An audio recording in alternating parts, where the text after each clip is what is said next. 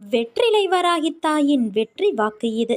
என் தங்கமே, நீ செல்லும் வழிகளில் உள்ள நல்லது கெட்டதையெல்லாம் உனக்கு நான் முன்பே உணர்த்துகிறேன், பலமுறை உணர்த்துகிறேன்.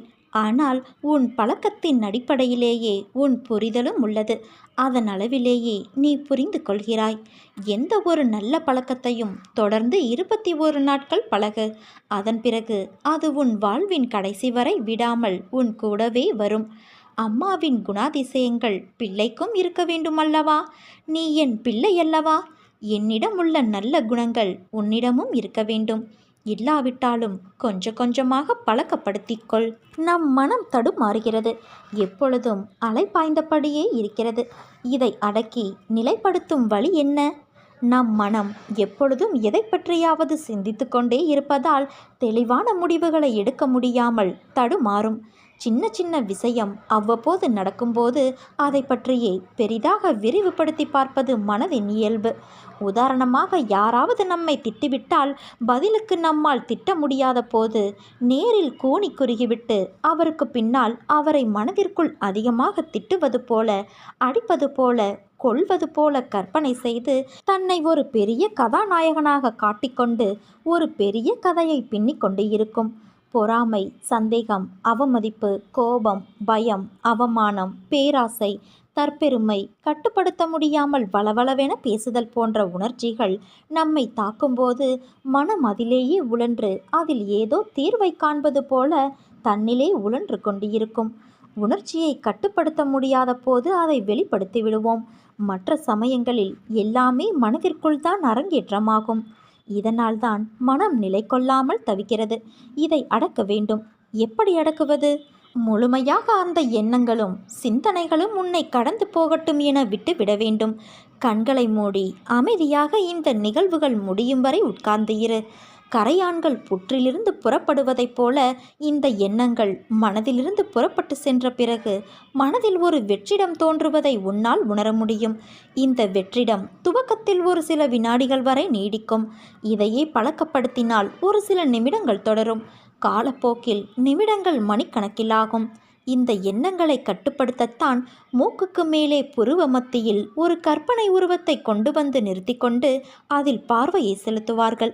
இப்படி செய்து வந்தால் எண்ணங்கள் தடைப்பட்டுவிடும் என்பது நமது முன்னோர்கள் கண்டறிந்த உண்மை. இதை நீ பின்பற்றிப்பார். எதன் மீதாவது ஆசைப்படுவது, எண்ணமிடுவது ஆகியவற்றாலும் மனமானது அலைப்பாயும். என் மீது பாரத்தை வைத்தால் நாளடைவில் அனைத்தும் சரியாகும் குழந்தையே. எல்லோரும் உன்னை நேசிக்க மறந்த நாட்களில் கூட நான் உன்னை நேசித்தவள். அனைவரும் காயப்படுத்திய நாட்களில் உன்னை அன்போடு அணைத்தவள் நான். உன் உறவுகள் தூரம் சென்ற நாட்களில் உன்னை விட்டு விலகாதவள் உன் அன்னையான நான். என்னை எப்போதும் நீ மறந்து விடாதே. காரணமில்லாமல் நான் வழிகளை தரமாட்டேன். வழிகளை தந்தாலும் வழிகாட்டாமல் விடமாட்டேன். ஒளிப்பட்டக்கல் சிலையாவது போல வழி கொண்ட உன் மனம் வலிமை பெறும். நம்பிக்கையோடு செயல்படு, நல்லதே நடக்கும். என்ன செய்வது பிள்ளையே? நீ சில துன்பங்களை அனுபவித்து கருமவினையை தீர்க்கத்தான் உன் பிறப்பே அமைந்துள்ளது. அதற்காக அந்த துன்பம் ஒன்றுதான் உன் வாழ்க்கை என்று இல்லை. அந்த துன்பத்தை பற்றி சிந்திக்காமல் உன் நேர்மறை எண்ணங்களை கொண்டு நீ பெறப்போகும் இன்பங்களையும் கற்பனை செய்து பார். கர்மவினையும் ஒரு பக்கம் தீரும், மறுபக்கம் நல்ல நிகழ்வும் நடந்தேறும். இன்பம் துன்பம் என இரு பக்கங்கள் இணைந்ததுதான் வாழ்க்கை. நன்மைகளை நோக்கி கவனத்தை திருப்பு. உன் சங்கடங்கள் மாறிவிட்டது. இனி நீ மகிழ்ச்சியாக இருப்பாய். ஆனாலும் வாழ்வில் துன்பமே வராதா என்று கேட்காதே. துன்பமும் இன்பமும் மாறி மாறி வரும். ஆனால் நான் உன்னோடு இருப்பதால் உனக்கு அதை கடப்பது எளிதாகும். நீ என்னை தேடி வருகிறாய், என் சன்னதிக்கு வருகிறாய். நான் நீ வரும் முன்பே உன் பிரச்சனைகளை தீர்த்து வைக்க மாட்டேனா? நீ என் பிரியமான பிள்ளையல்லவா? முன்ஜென்ம கர்ம வினையால் சிலவற்றை நீ அனுபவிக்க வேண்டியுள்ளது. ஆனால் உனக்கு துணையாக நான் இருப்பதால் எல்லாவற்றையும் நீ எளிதாக கடக்கப் போகிறாய். மகிழ்ச்சியான நாட்கள் உனக்கு வரப்போகிறது. அதை மகிழ்ச்சியாக நீ அனுபவிக்கப் போகிறாய் குழந்தையே. உன் வாழ்க்கையில் நடக்கும் விஷயங்களும் இப்படி நடப்பதற்கு உன்னுடைய அவசரமான முடிவும் தான் காரணம். கொஞ்சம் நிதானமாக யோசி. பொறுமையாக இருந்து முடிவு செய். ஒருவர் உன்னை கஷ்டப்படுத்தினால் அவர்களை விட்டு நகர்ந்து விடு. அவர்களுக்கு எந்த பதிலையும் நீ சொல்லாதே. அப்படி நீ பேசினால் உன் மனம் ஏற்கனவே வலியால் இருக்கும். அந்த வலி உன் மனதை இறுக்கி வார்த்தைகளால் அதை வெளிப்படுத்தும். அது கோபமாக காட்சியளிக்கும். அது உன் தவறு இல்லை. ஆனால் அது கோபமாய் வெளிப்பட செய்யும். கோபம் தவறு அல்ல. அது அடுத்தவர்களை வார்த்தைகளால் காயப்படுத்துவதுதான் தவறு என்று கூறுகிறேன். உன்னை அவர்கள் கோபத்துக்கு உரியவர் என்று சித்தரித்து உன்னை விட்டு போய்விடுவார்கள். உனக்கு கெட்ட பெயர் ஏற்படும். அதனால்தான் உன் அன்னையான நான் சொல்கிறேன், கோபம் வரும் நேரம் என் நாமத்தை உச்சரி. அது உன் மனதை சரி செய்யும். நான் இப்படி நடந்து கொண்டேன் என்று கோபமா என் மேல் என்றுதானே கேட்கிறாய்? என் செல்ல பிள்ளையின் மீது நான் எப்படி கோபப்படுவேன்? என் உயிராய் உன்னை நினைக்கின்றேன். அப்படி இருக்கையில் உன்னை எப்படி நான் கோபத்தால் காயப்படுத்துவேன்? என்றுமே என் பிள்ளையிடம் நான் கோபப்பட மாட்டேன். ஆனால் அவர்கள் உன்னை தனித்து காயப்படுத்தினார்கள் என்பதற்காக நீயும் அவ்வாறு நடந்து கொண்ட விஷயம்தான் எனக்கு வருத்தமளிக்கிறது. உனக்கும் அவர்களுக்கும் வித்தியாசம் இருக்கிறது. அவர்கள் உன் மனதில் வலியை ஏற்படுத்தியவர்கள்தான். அது எனக்கு நன்றாக தெரியும். உன் மனதை ரணமாக்கிவிட்டார்கள். அதுவும் எனக்கு புரிகிறது. உன் வலி எனக்கு தெரிகிறது. ரணத்திற்கு நான் மருந்து தருகிறேன். எனக்கு என் பிள்ளை மற்றவர்கள் போல பழிக்கு பழி என்று இருத்தல் கூடாது. உனக்காக உன்னை எல்லாவுமாய் பாதுகாத்து உன் அன்னையான நான் அன்பால் அரவணைப்பேன். அதனால் நீ எதற்கும் பயப்படாதே, கலங்காதே. உன்னில் வெற்றி என்ற தீபத்தை நான் ஏற்றுவேன்.